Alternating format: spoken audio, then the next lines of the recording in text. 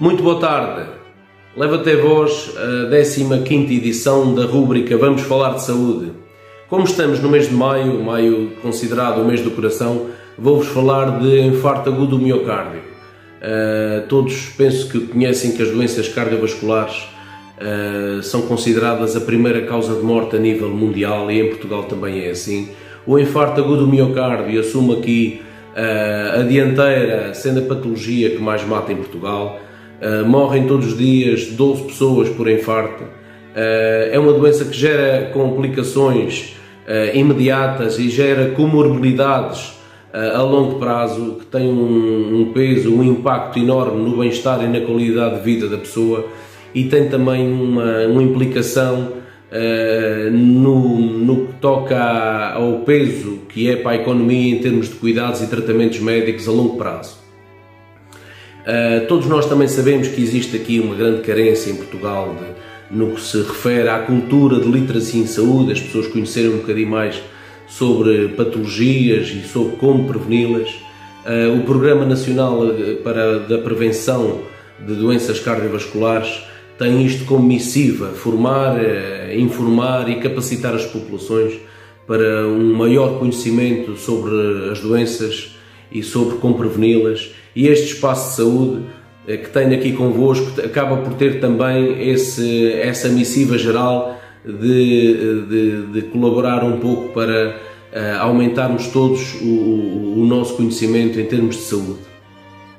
Então, falando de infarto, o infarto agudo do miocárdio é uma situação que ocorre quando uma ou mais artérias do coração, as coronárias, ficam repentinamente bloqueadas e este órgão não recebe sangue e oxigênio, ou seja, o músculo cardíaco do coração, que é o miocárdio, fica afetado porque deixa de receber de uma forma repentina sangue e oxigênio que vai alimentar as células.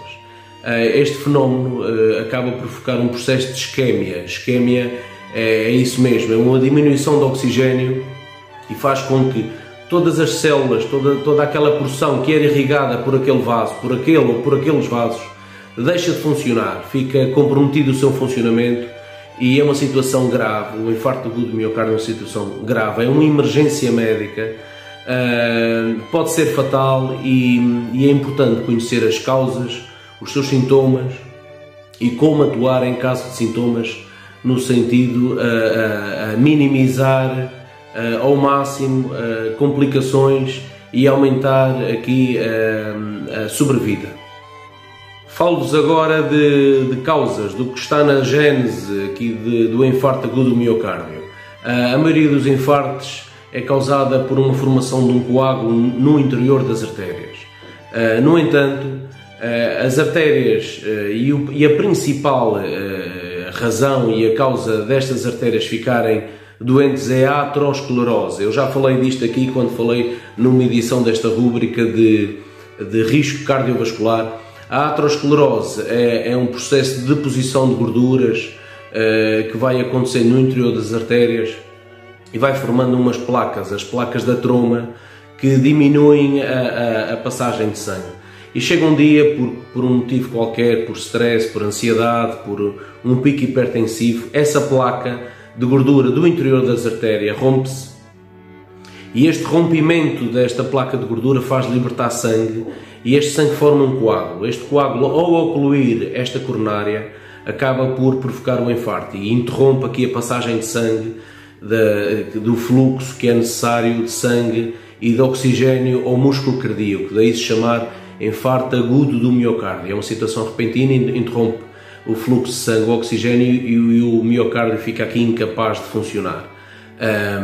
A principal causa é realmente a presença dos triglicéridos, do colesterol e da hipertensão. Esta tríade acaba de provocar aqui um aumento e o favorecimento da formação destas placas de ateromas, chamada aterosclerose, e diminui o fluxo de sangue e depois, num episódio repentino, uma destas placas rompe-se e forma este processo fisiopatológico denominado infarto agudo do miocárdio. Vamos falar então dos fatores desencadeantes. Já falei daqui de alguns. Os níveis de colesterol elevado, sobretudo do LDL. Nós, quando vamos ao médico, as pessoas começam a ficar familiarizadas para este tipo de denominação: o colesterol total, o bom colesterol e o mau colesterol. O LDL é considerado o mau colesterol e é o mais perigoso para a formação de placas no interior das artérias coronárias e, por consequência, também é o que maior predispõe aqui ao acontecimento de infarto agudo do miocárdio. Depois, níveis elevados de triglicéridos, que consiste aqui noutro tipo de gordura que também em circulação promove aqui a oclusão das artérias coronárias. A própria hipertensão arterial, eu também já falei disto, a própria hipertensão arterial acaba por provocar ou exercer uma força maior nas paredes dos vasos, provoca algumas lesões e faz com que esses vasos fiquem menos elásticos e mais rígidos, também é um fator predisponente. A própria diabetes, os doentes diabéticos têm um maior risco de infarto agudo do miocárdio. A obesidade, sobretudo pessoas obesas que têm uma grande quantidade e uma grande massa de gordura visceral, gordura abdominal. Os fumadores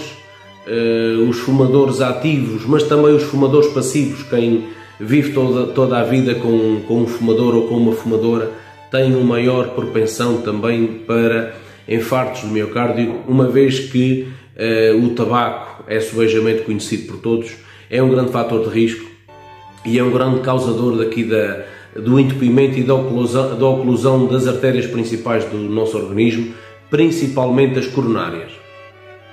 Depois, a ansiedade, o stress, também é um causador de doença coronária.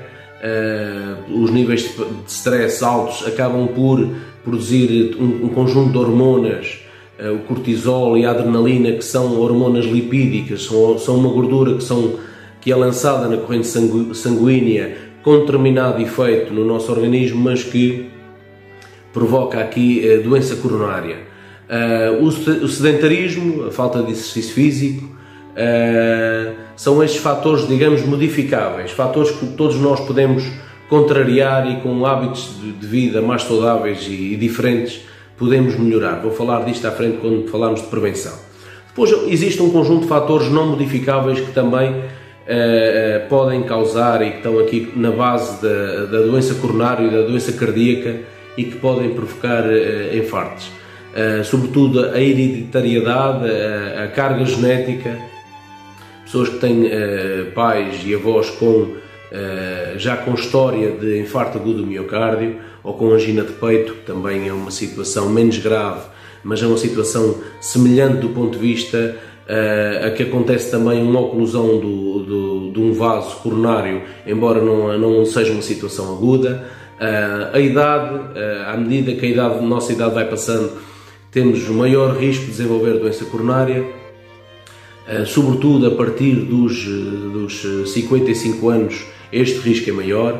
O sexo, aqui relativamente ao sexo, os homens têm uma maior propensão para a doença coronária relativamente às mulheres, e depois algumas pessoas que têm algumas doenças autoimunes, como a psoríase, artrite reumatoide, também têm uma maior propensão para a doença coronária, a oclusão das artérias e infarto agudo do miocárdio. Ainda a dar conhecimento desta patologia do infarto agudo do miocárdio, vou-vos falar de sintomas. Dentre alguns sinais e sintomas, vou destacar os mais importantes e é bom que haja essa noção daquilo que pode constituir perigo e que deve ser um alerta de modo a recorrer a um serviço de urgência ou chamar ajuda médica através do 112. Principais sintomas de infarto agudo do miocárdio: uma dor, uma pressão ou um aperto no peito, na zona torácica frontal, cuja intensidade pode ser de leve a muito severa. Esta dor pode não ser só no peito e no tórax, pode irradiar às costas, pode irradiar ao queixo ou a algum dos membros superiores, braço esquerdo ou braço direito, ou até mesmo os dois em simultâneo. É uma dor incomodativa, constritiva, que pode ser acompanhada por dispneia, por falta de ar. A pessoa depois da dor instalada, pode começar a sentir dificuldade respiratória, pode ser acompanhada também por náuseas, vômitos, a sensação de infartamento, um infartamento gástrico, poderá-se sentir a sensação que não se consegue fazer bem a digestão e muitas vezes faz confundir com um eventual problema no estômago e não no coração, mas é importante estar atento para o conjunto de sintomas e não para um só. Pode acontecer também uma sensação de tonturas, uns suores rápidos, uns suores frios rápidos, repentinos e sem uma explicação muito visível. O doente, a regra geral, refere ansiedade porque não entende o que é que está a acontecer e há uma sensação de, numa fase até muitas vezes mais avançada, quando não se valoriza os sintomas nos primeiros minutos, há uma sensação de peso no peito, de mal-estar, de morte iminente. Também o ritmo cardíaco fica mais acelerado, há uma taquicardia, na sequência do coração tentar compensar todo este esforço que uma parte deve estar a fazer, uma vez que a outra parte do coração, uma grande parte, está comprometido de oxigênio e de sangue na sequência do infarto. É importante referir que nem todas as pessoas experienciam os mesmos sinais e sintomas, nem da mesma forma, nem pela mesma intensidade. Por exemplo, as mulheres, os idosos e os diabéticos muitas vezes desenvolvem o infarto sem ter a típica dor no peito, aquela dor pesada, constritiva, incomodativa. Muitas vezes é um mal-estar no tórax inespecífico que acaba por não ser dor e muitas vezes é acompanhada por falta de ar e tonturas e a dor aqui não é o principal sintoma. Portanto, é importante estar alerta, sobretudo nas pessoas mais idosas, nos diabéticos, nas mulheres após os 55 anos, após a menopausa. A sintomatologia pode não parecer tão grave e tão importante, mas é fundamental atribuir importância a ela e recorrer à ajuda médica se esta situação não reverter por 2, 3, 4, 5 minutos. Falo-vos então de complicações. Tinha falado no início que o infarto tem complicações imediatas e complicações mais tardias e mais a longo prazo. De uma forma imediata é importante, quando o início dos sintomas, se a pessoa estiver sozinha, pedir ajuda de imediato, uma vez que acontece neste processo de infarto, podem acontecer um conjunto de arritmias, de alterações do ritmo cardíaco que podem ser fatais e podem evoluir para um episódio de paragem cardiorrespiratória. É importante, no início dos sintomas, pedir ajuda, ter o telefone ao pé de si para poder pedir ajuda se a situação não reverter. A longo prazo, podem-se instalar quadros de insuficiência cardíaca global, uma vez que grande parte do músculo cardíaco fica afetado, fica com células que morreram, que perderam a sua capacidade, o que gera uma má função ventricular. O ventrículo, a parte do coração que bombeia sangue para todo o corpo, fica afetada e, em último caso, pode haver necessidade de um transplante cardíaco. Só para termos uma ideia do tipo de complicações e da importância que devemos dar aos sintomas de maneira a prevenir estas complicações. O tratamento de eleição, quando se liga o 112, o INEM tem um protocolo chamado a via verde coronária. A ideia é levar o doente onde está de uma forma o mais rápida possível para uma ajuda diferenciada. No continente existem centros de referenciação em quase todos os distritos do país, em que o doente é levado para uma zona, para uma área hospitalar específica para o infarto agudo do miocárdio, em que o doente acaba por ser sujeito a uma angioplastia, faz um cateterismo cardíaco e na sequência desse cateterismo, que é um exame que visualiza as coronárias e qual é a coronária, ou quais são as coronárias que estão ocluídas e a provocar o infarto, e depois desse cateterismo, neste mesmo procedimento, faz-se uma angioplastia, que é a colocação de uma peça metálica que vai dilatar o vaso e vai permitir novamente a passagem de sangue daquele vaso. Nos Açores existem também esses centros de referência e é importante o pedido de ajuda atempada, porque nós na gíria clínica dizemos que tempo é músculo. Quanto mais tempo o músculo cardíaco estiver sem estar irrigado, maiores são as complicações e maior é o risco para a vida da pessoa. Portanto, deve haver esta estratégia de atuação.